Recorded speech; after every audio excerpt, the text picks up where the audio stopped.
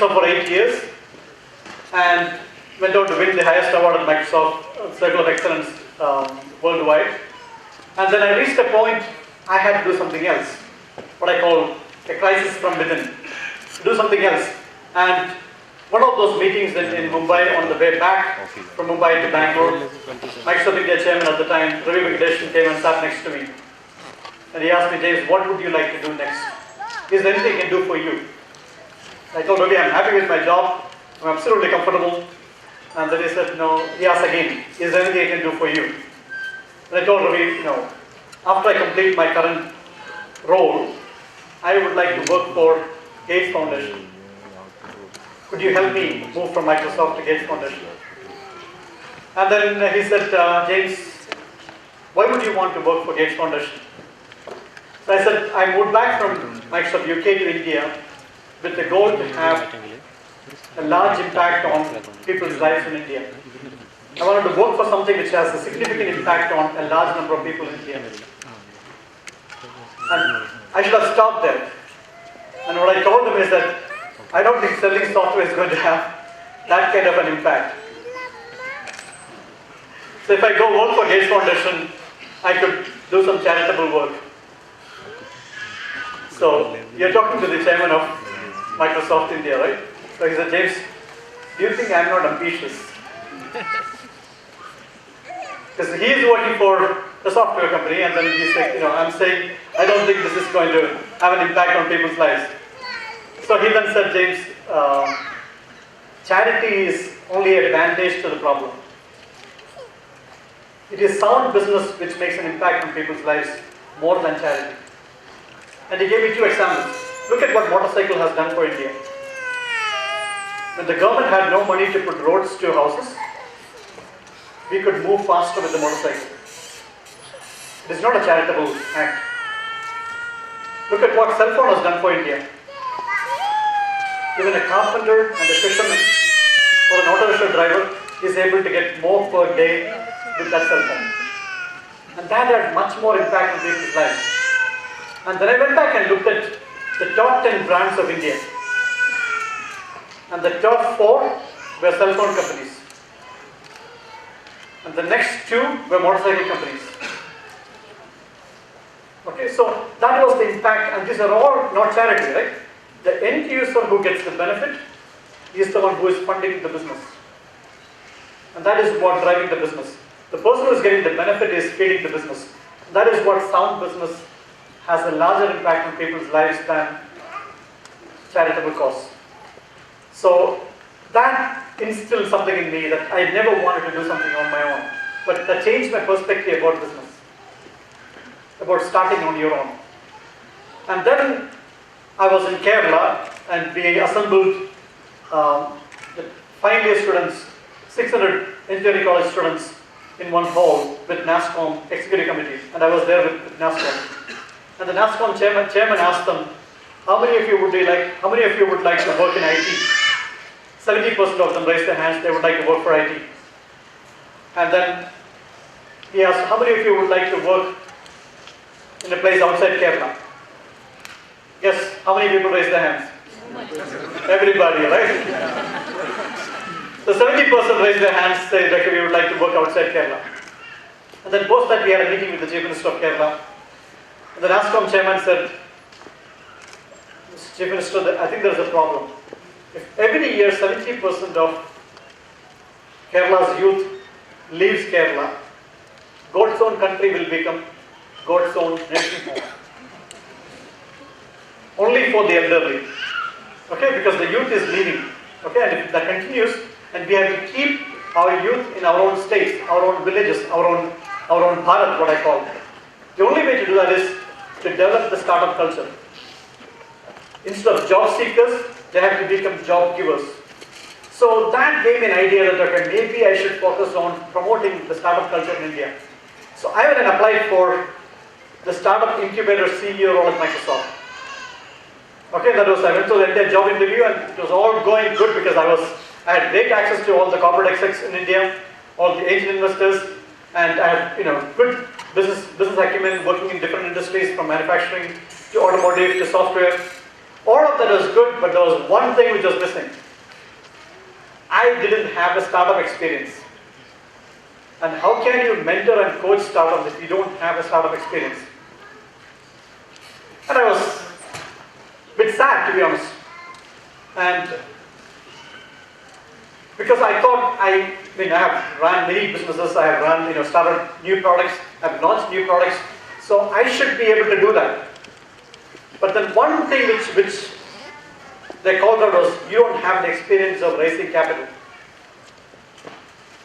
So what's the big deal? Raising capital, I know a lot of HNIs, so getting funds is not an issue at all. But last 9 months, I learned it's not easy. So we just closed the first round of funding, and that is the entire process of going through the due diligence, and that is what they meant. So at the time, I decided, okay, I have to get the startup experience. And there was also a logical reason why it happened. My wife had to get back to work, and I decided to take a year off to write a book about my journey of coming back to India. And then eventually I was working from Microsoft in Bangalore, and then 2009, I moved to Kerala. I started working from my home in Kerala. By the river Periyar, I used to have a national role, and I used to spend 8 to 10 days a month outside Kerala, and the rest of the time I used to work from home. And nobody had a clue that I was operating from Kerala. So Chris Gopalakrishnan of Infosys heard me speak about my journey of what I call working for India, living in Bharat. And he said, James, you must document this. A lot of our youngsters who grew up in small towns like Kochi, Trivandrum, Nasik are stuck in at least 90 minutes of traffic in Bangalore. Correct? That is one way. Right? If you can do it, many can do it. Why don't you document this, so more youngsters will get the courage to move back to their hometown. So I decided to take a year off to write the book. Then I thought I would also try and get this failed startup experience, which was missing in my CV. So while I was writing the book, I was looking from the attic of my house, and I could see a jackfruit tree. And when I started, October 2nd, when I started writing the book, it was a small fruit, right? Very small. And by the time it reached December 15th, when I had the first chapter done, it was a 15 kg baby hippopotamus. And when you look at it every day, it's constant focus. You feel like doing something about 80% of jackfruit in India goes waste. And if I want a failed startup experience, let it be jackfruit. So I launched Jackfruit365, okay, with the objective of getting that failed startup experience as soon as possible. So what I did was I did a trick. I will change what I call the AHA journey of jackfruit. I will make it from IA to AHA. IA means the yucky jackfruit to the AHA jackfruit. So the only way to do that is put that in 5-star hotels. So I came up with a storyline. The worky jack to the worky, so the worky crab to the worky jack. So my role at Microsoft, I used to take CXOs for dinners, and one of them was at Taj Mahal Palace in Mumbai. And I actually replicated the same dinner Chef Hemant Dobroy of Taj made for Michelle and Barack Obama when they came to India. There was one dish in that. In fact, this is a great way to get you guys interested in food, right? So because you're just coming out of lunch, this is called worky crab, which is a crab meat layered in pillow sheets. And it is so moist and tasty that after the first round, my customers said, James, this is so good. Can we have one more round of this worky crab? So I asked Chef Hemant Dobroy, Chef, they want one more round. It's a set menu, so you don't get it again. The chef said, James, you go for the next round, and then I will bring it back again. And there were 2 vegetarians in the room. And they had worky kumb, which is the mushroom. Instead of crab meat, they had mushroom. And they looked at each other and looked at us, is that good? And we said, yes, this is fantastic. They looked at each other and said, we are not strict vegetarians. So for the second round, they had the worky crab, and they said, there's no comparison. So then I said, okay, I will make, instead of mushroom, I'll put jackfruit in it. Let me call it the worky jack. So in 1 year, after I launched Jackfruit365, I made 100 5-star dishes. I begged and borrowed and pleaded with the 5-star chefs across India, from Leela to the Taj to the Obroys. Everywhere I made them make at least a new dish with jackfruit. So 100 jackfruit dishes. We had Turkey jack, we had chimmin chakka lasagna, we had galati kebab, we had panna cotta. You name it, we had almost everything which you can, katal machal, machi katalka. Okay? Then we had jackfruit lassis, kofta lassis. You name it. The chefs they were wowed by that somebody has prepared everything, cleaned everything for jackfruit and given it to me, and in a dry form. So one year, somebody gave Microsoft to jackfruit, and that became a story by itself. From Economic Times cover story to Manorama Sunday supplement, it was called "The Chakka is now 5-star." Okay, so it was a full page Manorama Sunday supplement. But what happened with that was anybody who knew something about jackfruit came to me. Okay, and that is the AHA. I split it into 3. And AHA. So the first A is the aspirational, taking it from low to the 5-star. Made it aspirational. Second was the healthy angle. The priest 2014, the priest came, and by this time, because of the Chakka story got so much popularity, the #1 publisher agreed to publish my book. Penguin agreed to publish my book. So that was God's own office, and then I was fast tracking in completing my book. And then the priest came and told me on April that is it possible that the chakka or the jackfruit has insulin in it? He said, I've heard a lot of stories, but this is the remotest of any possibility. Impossible. He said, explain to me what happened. He took the green jackfruit meal known as chakka purika in Kerala for dinner once, and he took his normal dose of insulin, and he collapsed. He became hyperglycemic. His sugar level went down. I got shit scared. And this happened to me twice, not once, twice. I got shit scared. So I come from the automotive industry. So the first thing which we worry about is, can anyone die with my product? What is the liability of the company? So if somebody eats chakka and takes insulin and dies, am I liable? My failed startup experience might end up in jail, right? I was not willing to take the chance. But that led me to a worldwide research on why green jackfruit is it good or bad for diabetes. Sydney University, Newcastle University, and finally we figured out it is the reverse gear of diabetes. Not the right jackfruit, only the green jackfruit. Okay, as an alternate to rice or wheat. In fact, last time I came to Bangalore, the front page news on Times of India was low-calorie diet can reverse diabetes. I don't know how many of you have read that. Significant weight loss with low-calorie diet can actually reverse diabetes. That was published on Lancet. And the low-calorie diet is, if you can have high satiety and low calorie, and that is what jackfruit was doing. A green jackfruit as an alternate to rice was significantly high satiety. You feel full for longer, but the calorie was a fraction. Okay, so the difference between a cup of rice and a cup of green jackfruit is 70 calorie. 70 calorie low than a cup of rice. To burn 70 calories, most of us will need to run 1 kilometer. So when you switch from a cup of rice to a cup of jackfruit, you're getting the equivalent of a 1 kilometer run every day, from a calorie point of view. Okay? So then we went on and finally we proved this is fantastic for the green jackfruit or chakka is as an alternate to rice or roti is an excellent solution for diabetes. It has been outright proven from, we did the glycemic study in Sydney University. At this stage, I knew this is not a failed startup experience because, and I had a meeting with Dr. Kalam, because my book got published, the first copy got to Dr. Kalam. And Dr. Kalam called me for a meeting, and I went there and he said, gentlemen, what are you doing with this jackfruit? So I told him about the 5-star journey and then I told him about the diabetes journey. He said, forget the 5-star journey. Forget your jackfruit course. There is a diabetes express running in this country. Diabetes is a much bigger problem for India than the wastage of jackfruit. You must find a way to add this to what people normally eat.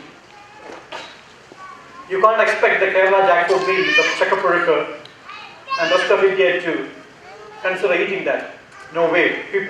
It's easy to change a religion than change eating habits. So he said, find a way to add this to what people normally eat. And what hit on my head was, how did we add iodine into salt? So when I was in when the iodized salt entered, there was no change in taste. It actually looked more cleaner, right? The salt looked more cleaner. So So there was no issue. We embraced the salt. Is it possible for me to add jackfruit into idli and roti was my question. And Dr. Kalam gave me a significant push 18 months later, and 25 years after leaving engineering, I have 2 patents filed. One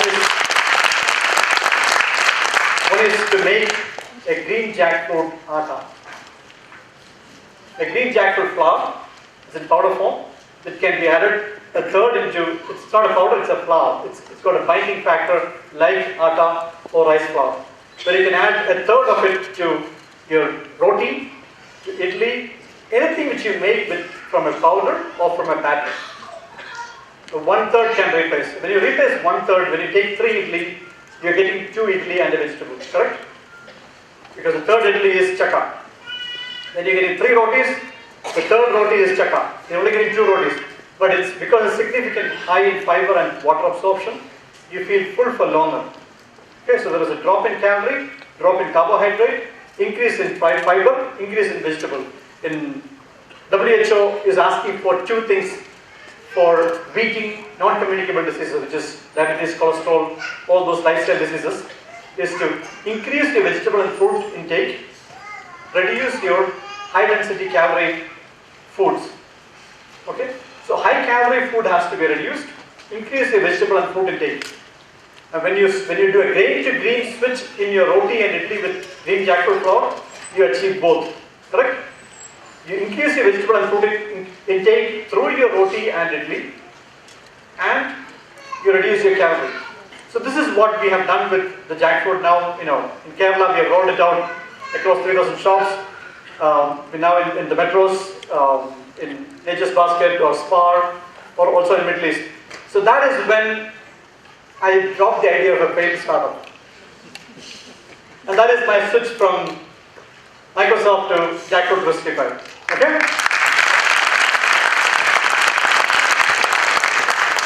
And that is not what I came here to talk about. This was set up this morning, by the way. So I came here to talk about my own experience with the mid-career crisis. Okay, what I call the external, what I told you was the internal crisis within me, right, to do something else. But the external career crisis, something which, and I started off in the automotive industry in manufacturing, then worked with 3M, Ford, and then took the leap, like most Indian professionals, into the IT world. I got my H-1B visa, I landed up in the US. Okay, I was the IT technologist. And that is the first time it occurred to me, who am I in the service sector? Okay, because when I was in the manufacturing sector, the first time in IT, when I was asked to punch in the timesheet, suddenly a shockwave went through my head. Why am I punching in a timesheet? Why am I adding the hours spent on a client? And this only happened to me when I was in manufacturing. We bought a sheet metal press, which was the biggest capital expenditure for the company. And the accountant would come and stand there and say, okay, put a timesheet here. Keep the machine running. Keep the machine running. He would say, okay, look, when the assembly line is running, I'll run the machine, the press. He said, no. The entire ROI or the business case was put to buy the sheet metal press was based on this press will be running 3 shifts, 24/7. So if any minute if it stops, you couldn't buy this. So as an accountant, I want to see this press running all the time. Okay? So the timesheet was put on the press. So James Joseph became the sheet metal press in that company, correct? That is why I needed a timesheet. So you are an asset of the company. Because the company doesn't have anything else. Employee is the largest asset of the company, right? In service sector, employee is the largest asset of the company. And then, all going great. .com bust, 9/11.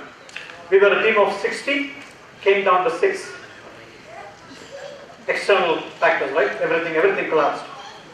And every quarter, I had to go through this. It's a painful process, right? When you let go of that too, fully pregnant employees, you have no choice, and this is all happening in front of your eyes. Painful. And when people, these are managers and close friends of the camaraderie of Indian professionals in the US, You're all immigrants and you're like family, right? And you have let go one of your close friends. It's a painful process, right? And once my pink slip was ready, but last minute it was taken away. Next day when I came to office, my card didn't work. My access badge didn't work. But at this time, I knew this is reality, right? This is something which you have to anticipate. But in the US, if you get laid off as an H-1B employee, it's not just a financial loss. You have to relocate the whole family. How unsettling is that for the family, right? So I realized this is too much of a risk for my family. So how do I mitigate that? So we then moved to Europe, where my wife could also work. So we were based in the UK. My wife was working. But by this time, I knew this is the reality of service sector. Like you have to. This has nothing to do with your manager. This has nothing to do with your own company. There are external factors which can cause this. So you have to be prepared. So then 2004, it happened again. The new company. But at the time, nothing changed for me. And I was on the verge of buying a house. And I had to make a decision. Do I make that financial commitment or not? And I can tell you, after knowing this, I went ahead and bought the house. I continued because I had prepared myself for any eventuality. And then guess what? 8 months later, my biggest break in my career, I joined Microsoft. Okay, then I was working in Microsoft, and then 2007, I moved back to India. 2008, what happened in India? Right? Boom. So 2000, 2004, 2008.